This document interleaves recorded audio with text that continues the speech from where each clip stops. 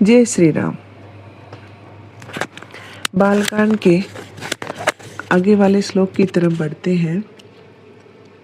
जासु अंश उपजहि गुण खानी, अगणित लच्छी उमा ब्रह्मानी। भ्रुकुटी विलास जासु जग होई, राम बाम दीप्ति सीता सोही।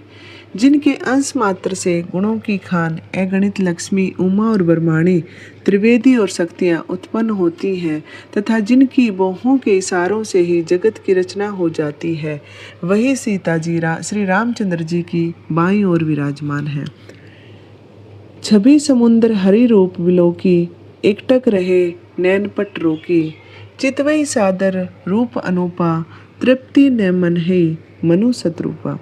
सौंदर्य के समुंदर श्री हरि के रूप को देखकर मनु शत्रुपा आंखों की पलकों को रोककर टकटकी बांधे स्तब्ध रह गए।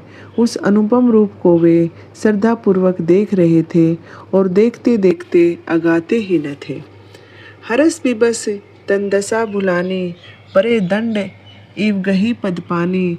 सिर पर से प्रभु निज कर कंजा, तुरत उठाए करुणा पुंजा।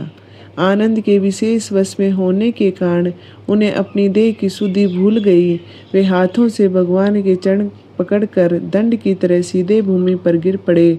करुणा की राशि भगवान ने अपने कर कमलों से उनके मस्तकों का स्पर्श किया, उन्हें तुरंत ही उठा लिया। बोले कृपा निधान पुनि अति जग प्रसन्न मोहि जानी। मांगो बर जो ही भाव मन महादानी अनुमानी। फिर कृपा के निदान भगवान बोले कि मुझे अत्यंत प्रसन्न जानकर और महान दानी मानकर जो मन को भाए वही वर मांग लो। सुनी प्रभु जन जोरी जुग पानी, धरी धीर जू बोली मृदु बानी। नाथ देखी पद कमल तुम्हारे, अब पूरे सब काम हमारे। प्रभु के वचन सुनकर दोनों हाथ जोड़कर और धीरज धरकर राजा ने कोमल वाणी में कहा, हे नाथ, आपके चरण कमलों के दर्शन से अब हमारी सारी कामनाएं पूरी हो गई। एक लालसा बड़ी उर्माही, सुगम अगम कही जाती सो नाही।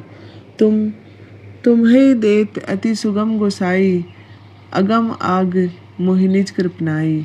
फिर भी हृदय में एक बड़ी लालसा है, वह सुगम भी है और अगम भी है, इसी से इसे कहते नहीं बनता। हे स्वामी, आपके लिए तो उसका पूरा करना अत्यंत सुगम है, पर अपनी कृपणता दीनता के कारण वह मुझे अत्यंत कठिन मालूम होती है। जथा दरिद्र विभु धतरुई पाई, बहु संपत्ति मांगत सकुचाई। तासु प्रभाव जान नहीं सोई, तथा हृदय मम संशय हुई। जैसे कोई दरिद्र कल्प वृक्ष को पाकर भी बहुत संपत्ति मांगते हुए संकोच करता है, क्योंकि वह उसके प्रभाव को नहीं जानता, वैसे ही मेरे हृदय में संदेह हो रहा है। सो तुम जानो अंतर्जामी, पुरहु मोर मनोरथ स्वामी। सकुच बिहाई मांगू नृप मोही, मोहे नहीं अदेहु कछु तोही। हे स्वामी, आप तो अंतर्यामी हैं, इसलिए उसे जानते ही हैं। मेरे इस मनोरथ को पूरा कीजिए। भगवान ने कहा, हे राजन, संकोच छोड़कर मुझसे मांगो। मेरे पास तुम्हें न देने योग्य कोई भी पदार्थ नहीं है। इन्हीं 8 श्लोकों की जर्नी के साथ हम इसको डीपली समझते हैं कि कैसे बहुत ही गहरी इनर जर्नी के बारे में हम बात करेंगे, जो हमें रामचरितमानस के इस प्रसंग को देखने से मिली। जब मनु और शत्रुपा भगवान के दर्शन करते हैं तो वे सिर्फ एक सुंदर रूप नहीं देख रहे, असल में वे अपने ही अंदर की उस अवस्था को अनुभव कर रहे होते हैं जहाँ मन पूरी तरह शांत, स्थिर और संतुष्ट हो जाता है। और जब मन शांत, स्थिर और संतुष्ट हो जाता है तो एक सुंदरता, एक सुंदर रूप हमें मन ही मन दिखाई देने लगता है। साइकोलॉजी में इसे हम पीक एक्सपीरियंस कहते हैं। एक ऐसा क्षण जहाँ व्यक्ति अपने सीमित अहंकार से ऊपर उठ जाता है, मतलब वो अपनी ईगो को छोड़ देता है और उसे काफ़ी ऊपर उठ जाता है और उसे एक गहरी शांति और कंप्लीटनेस महसूस होती है, तब उसकी ये अवस्था आती है। ध्यान दीजिए, वे भगवान को देखते देखते खुद को भूल जाते हैं। यह लॉस ऑफ ईगो आइडेंटिटी है। जब तक हम मैं, मेरा और जैसे मुझे जैसे शब्दों में फंसे रहते हैं, तब तक मन हमेशा अशांत रहता है। जब हम हर चीज़ में मैं को और मेरा को देखते हैं, यह सब चीज़ें मुझसे ही शुरू होती हैं, तो हमेशा मन कभी शांत हो ही नहीं सकता, अशांत रहता है। लेकिन जैसे ही यह पकड़ ढीली हो जाती है, भीतर से शांति अपने आप ही प्रकट होने लगती है। फिर वे गिर पड़ते हैं भगवान के चरणों में। ये सिर्फ भक्ति नहीं है, ये कंप्लीट साइकोलॉजिकल सरेंडर है। सरेंडर का मतलब हारना नहीं है, बल्कि ये स्वीकार करना होता है कि मैं हर चीज़ को कंट्रोल नहीं कर सकता, और यहाँ से ही हीलिंग शुरू होती है। अब सबसे गहरी बात यह है कि भगवान उनसे कहते हैं मांगो, लेकिन वे तुरंत कुछ नहीं मांगते। आखिर ऐसा क्यों होता है? क्योंकि उस अवस्था में पहुंचकर व्यक्ति को समझ आ जाता है कि बाहर की कोई भी चीज़ अंदर से बड़ी नहीं, अंदर की शांति से बड़ी नहीं है। जब अंदर शांति होगी, वही सबसे बड़ी चीज़ है। बाहर का कोई भी चीज़ उस चीज़ से बड़ी हो ही नहीं सकती।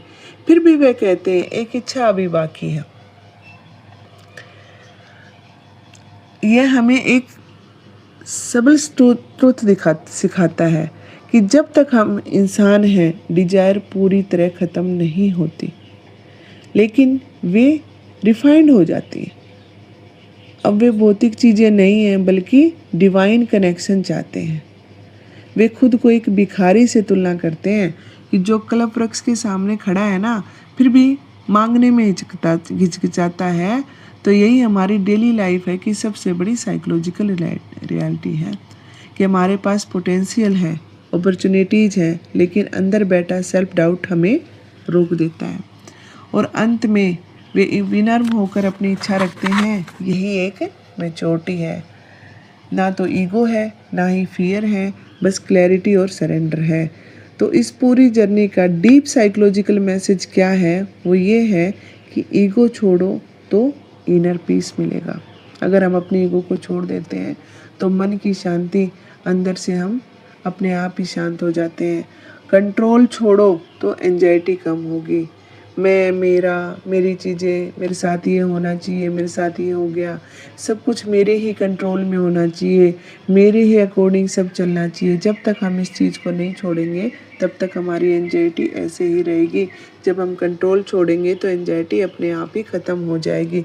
सेल्फ डाउट को समझो। जब सेल्फ डाउट को हम समझने लगेंगे तो हमारी ग्रोथ शुरू हो जाएगी। और डिजायर को रिफाइन करो, इसी से जीवन हमारा मीनिंगफुल बनेगा। और सबसे जो महत्वपूर्ण बात है वो ये है, जो हम बाहर खोज रहे हैं वह पहले से ही हमारे अंदर मौजूद है। धन्यवाद। जय श्री राम।